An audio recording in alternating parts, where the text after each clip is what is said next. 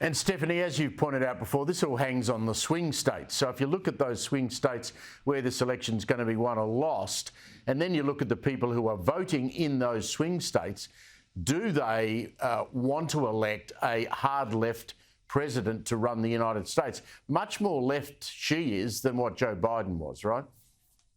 That's right. I mean, like I said, she wants to ban fracking. She is the type of person who has suggested that we should all go to electric vehicles. And I don't have a problem with electric vehicles, and a lot of people don't. But unfortunately, they are very expensive right now and not practical. I mean, I drive a Tesla Cybertruck and I love it, but I also have other vehicles. But I would never force anyone to have to purchase an electric vehicle. So it's like they live in a bubble. They're completely out of touch with the average American who is just struggling to pay their bills just to get by. And so, yeah, I think it's going to be a hard sell for her on voters in these swing states. And I think there's going to be a huge effort to erase her past on policies. And I think they're going to try to gaslight the American people on what exactly she supports.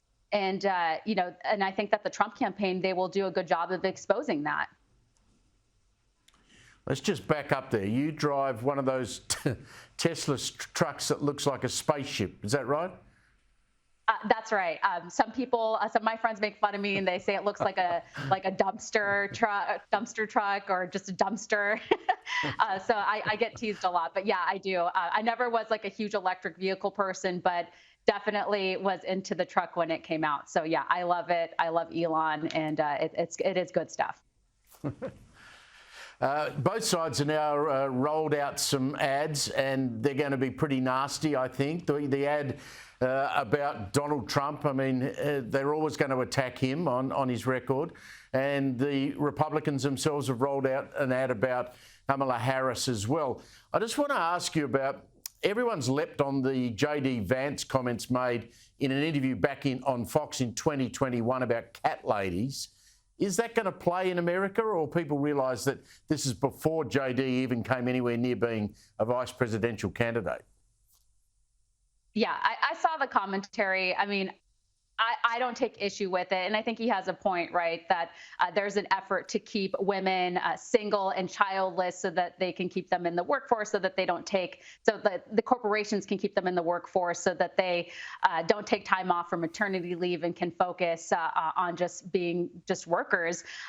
So, yeah, I mean, of course, the left's going to be angry about that. And maybe he was just joking, who knows?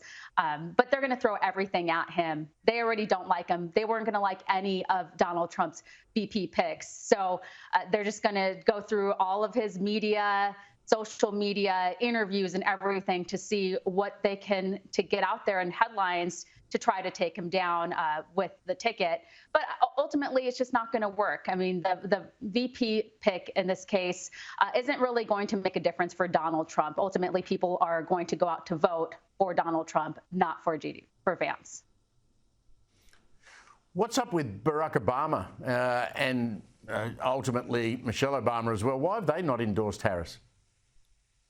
You know, it's a good question. And, there's two theories on this. Number one is that they actually don't have a good relationship with Harris, that she was not one of their first picks. The other theory is that they want to actually make this look like a democratic process, in which it is not. And that would be that not one Democratic voter voted for Harris. And so, there are a lot of people on the left who take issue with how this all went down. Originally, as you know, the mainstream media tried to trick everyone into thinking that Joe Biden's mental abilities and physical well-being were perfectly fine and that there was nothing to see there. All of a sudden, they turn on him, push him to drop out of the race, essentially, and all the Democratic operatives behind the scene, which a lot of people believe that it was Obama and the Clintons and Pelosi who had a say in this. So, yeah, it really is just interesting times for sure. Just finally, I mean, a week in politics is extraordinary, isn't it, when you think about it? This time last week, we just finished the Republican convention. Donald Trump had survived an assassination attempt. The crowd was erupting in support for him. And now we've got a new presidential candidate in Harris. And we've still got the FBI going, well, we're not quite sure what hit Donald Trump in the ear. I mean, what the hell is that about? Yeah, I mean, it's completely shameful what has happened here. I mean, if they don't know, why would they put that theory out there? Donald Trump's doctor said that he was hit by a bullet. So it's not like they did a medical examination on Trump. And so this almost seems like it's a politically motivated comment. And instead of focusing on what they think they know about what hit Donald Trump's ear, maybe they should just focus on the investigation as a whole and come up with some answers for the American people. At this point in time, the big question is, are the candidates safe? Are all the protocols when it comes to security being met? What went wrong? How do we prevent this from happening again? And it just seems like nobody's really being held accountable. Of course, the head of the Secret Service resigned, but she resigned. She wasn't fired. Nobody's been fired. So again, it seems like there is a huge lack of accountability here, and so many people are concerned. And I would imagine if you were a candidate, Donald Trump or Harris, that you would be concerned as well.